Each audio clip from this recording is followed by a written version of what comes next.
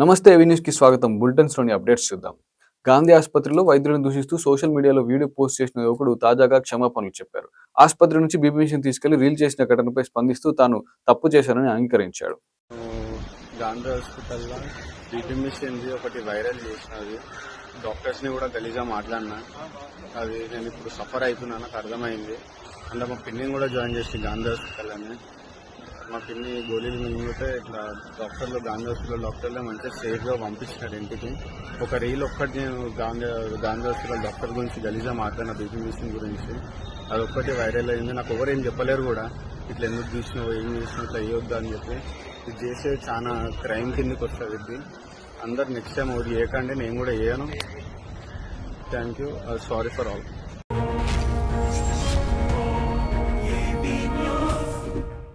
Kaleshwaram project ద్వారా గోదావరి జలాలను విడుదల చేయాలని డిమాండ్ చేస్తూ బీఆర్ఎస్ నాయకులు కొండపోచమ్మ సాగర్ వద్ద నిరసన చేపట్టారు.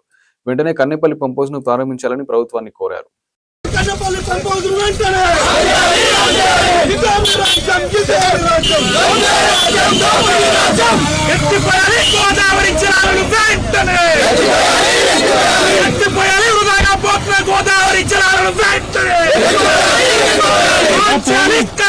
పంప్ హౌస్లను వెంటనే ఇవ్వాలి, కొండపోచమ్మ సాగర్ లో నీళ్లను వెంటనే ఇవ్వాలి, మల్లన్న సాగర్ కొండపోచమ్మ సాగర్ లో నీళ్లను వెంటనే ఇవ్వాలి,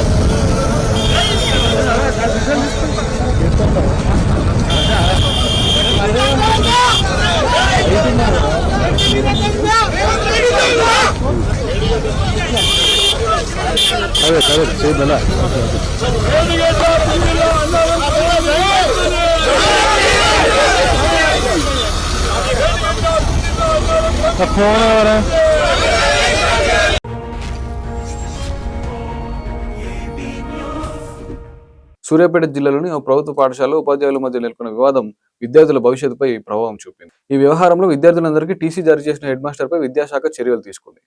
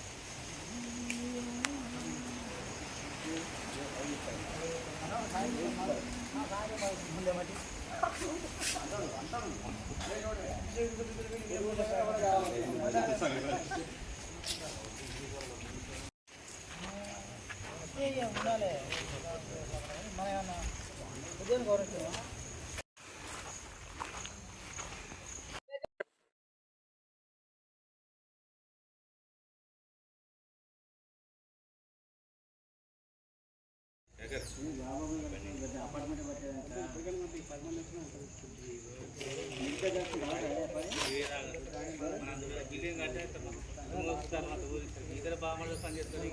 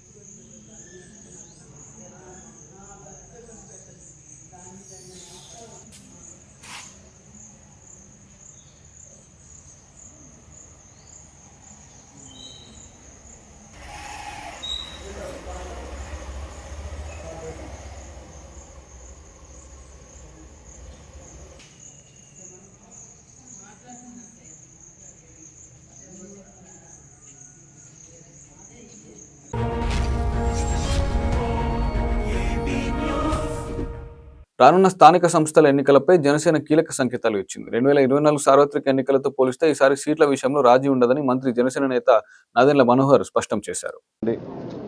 పవన్ కళ్యాణ్ గారు రాష్ట్ర ప్రజలను దృష్టిలో పెట్టుకొని సార్వత్రిక ఎన్నికలప్పుడు అవసరమైతే మనం తగ్గుదాం, ఏ ప్రాంతంలో మన అభ్యర్థులు ఉన్నారో పార్లమెంట్లో కానివ్వండి, శాసనసభలో కానివ్వండి,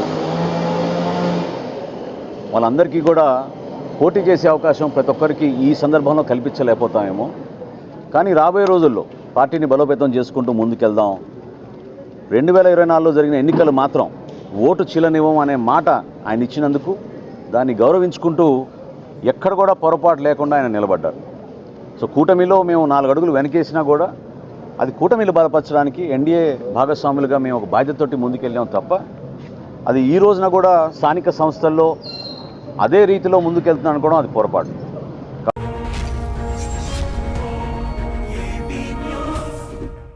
మహబూబాబాద్ జిల్లాలోని ఏకలవ్య మోడల్ స్కూల్లో విద్యార్థులతో రీజనల్ కోఆర్డినేషన్ ఆఫీసర్ వ్యవహరించిన తీరు వివాదాస్పదంగా మారింది.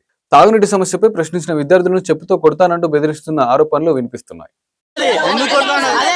మేడం, మీరు వాటర్ ప్రాబ్లం ఉన్నదంటే మీరు ఎవరు మమ్మల్ని అడగడానికి అంటే చెప్పుతో కొడతా అన్నది. ఎందుకు కొడతా అన్నదో కొట్టామనండి.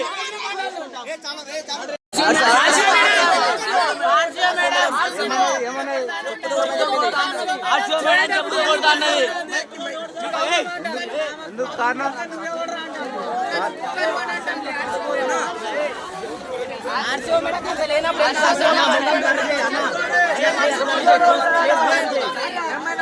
మేడం చెప్పుతో కొడతా అన్నది. చెప్పుతో even doesn't student have the right to question the teachers. Even we have the right to question.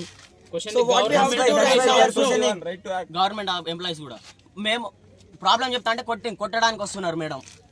చేయబట్టి గుంజింది. ప్రాబ్లం చెప్పినాం, సీసీటీవీ ఫుటేజ్ కూడా ఉంది. ప్రాబ్లం చెప్తా అంటే కొట్టడానికి వచ్చింది మేడం. మమ్మల్ని కొట్టారు. వాళ్ళు ఎవరు కొట్టడానికి? ఇప్పుడు వరకు మా పేరెంట్స్ దగ్గర పోలే. పేరెంట్స్ కి చెప్తామన్నా ఏమైతే.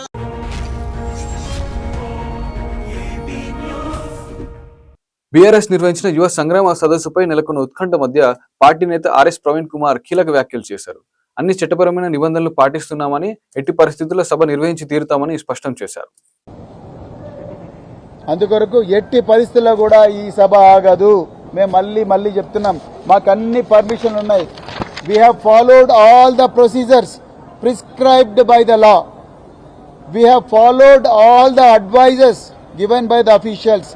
We have complied to all the requirements stipulated by every authority who is competent to give permission. చివరికి పోలీసుల దగ్గర ఆపినరు. మేము మా బీఆర్ఎస్వి నాయకులు, అదే విధంగా బీఆర్ఎస్ వాలంటీర్లు ఎంతో మంది రోడ్ల మీద నిలబడి ట్రాఫిక్ మేనేజ్ చేస్తామని కూడా చెప్తున్నారు. మీరు ఏం కావాలంటే అది చెప్తున్నారు, ఏం కావాలంటే అది ఒప్పుకుంటున్నాం. అట్లాంటప్పుడు మీరు how can you deny the permission to us? How can you delay the permission? మీరు ఆన్సర్ చెప్పాలి. మళ్ళీ నేను పోలీస్ అధికారులకు చెప్తున్నా, పరిపాలనా శాఖ వాళ్ళకి చెప్తున్నా, దయచేసి మీరు రేవంత్ రెడ్డి గారి అక్రమ ఆదేశాలు పాటించకండి, చట్ట ప్రకారం నడుచుకోండి. మీరు చెప్పిన ఆదేశాలన్నీ పాటిస్తూనే ఉన్నాం. అయినా కూడా మీరు దీంట్లో మరి అడ్డంకులు సృష్టిస్తే మాత్రం తప్పకుండా రేపు జరగబోయే పరిణామాలకు మీరే బాధ్యత తీసుకోవాల్సి ఉంటుంది. మేము మాత్రం ఈ సభ జరిపి తీరుతాం, తప్పకుండా జరిపి తీరుతాం. ఇది మా హక్కు, రాజ్యాంగం మాకిచ్చిన హక్కు, ఆర్టికల్ 19 మాకిచ్చిన హక్కు. మేము ఎవ్వరిని కూడా ఇబ్బంది పెడతలేము, ట్రాఫిక్ కూడా ఇబ్బంది పెట్టడం లేదు.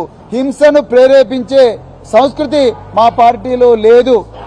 వ్యక్తిత్వ హననం చేసే సంస్కృతి భారత రాష్ట్ర సమితిలో లేదు.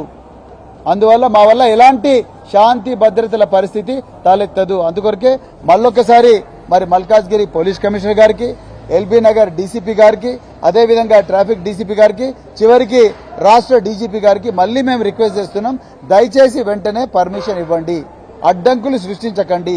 మీరు అడ్డంకులు సృష్టిస్తే దీని ఇంపాక్ట్ తెలంగాణ రాష్ట్రం మీద అంతుంటది. ఆ జరగబోయే పరిణామాలకు మళ్ళీ మీరే బాధ్యులవుతారు.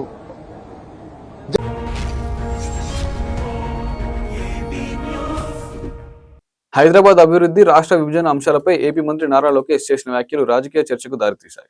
ఉమ్మడి రాష్ట్రంలో హైదరాబాద్ అభివృద్ధికి చేసిన కృషిని ప్రస్తావిస్తూ ఆయన కీలక వ్యాఖ్యలు చేశారు. మనందరి లక్ష్యం ఒకటే, అమరావతి అనేది ఒక గ్లోబల్ సిటీగా తయారు చేయాలని. ఇక్కడ మనందరూ తెలుసు, 60 సంవత్సరాలు చెమటోర్చి హైదరాబాద్ని కలిసికట్టుకు మనం అభివృద్ధి చేశాం.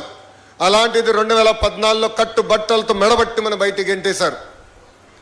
ఈరోజు నేను ఎప్పుడు హైదరాబాద్ చూసినా అసూయపడుతున్నా. అక్కడ ఎయిర్పోర్ట్ కానీ, రైల్వే స్టేషన్ కానీ, ఆ ఐటీ టవర్ చూస్తే నాలో అసూయ ఉంది. ఆ అసూయ నాలో కసి పెంచింది. ఎస్, ఆంధ్ర రాష్ట్రం కూడా దక్షిణ భారతదేశంలో నంబర్ 1 రాష్ట్రంగా మనం కలిసికట్టుగా తీర్చిదిద్దగలుగుతామని.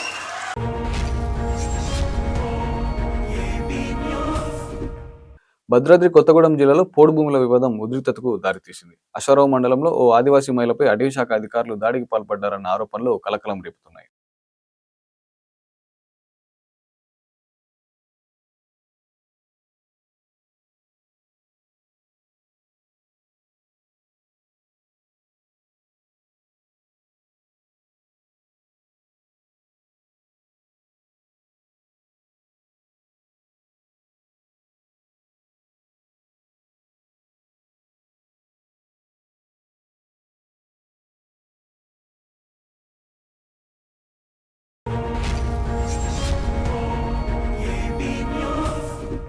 ఎన్నికల సమయంలో గిరిజనులకు ఇచ్చిన హామీలను వెంటనే అమలు చేయాలని డిమాండ్ చేస్తూ అల్లూరి సీతారామరాజు జిల్లా పాడేరులో గిరిజనులు భారీ నిరసన చేపట్టారు. తమ సమస్యలను ప్రభుత్వం తక్షణమే పరిష్కరించాలని కోరుతూ రోడ్డెక్కారు.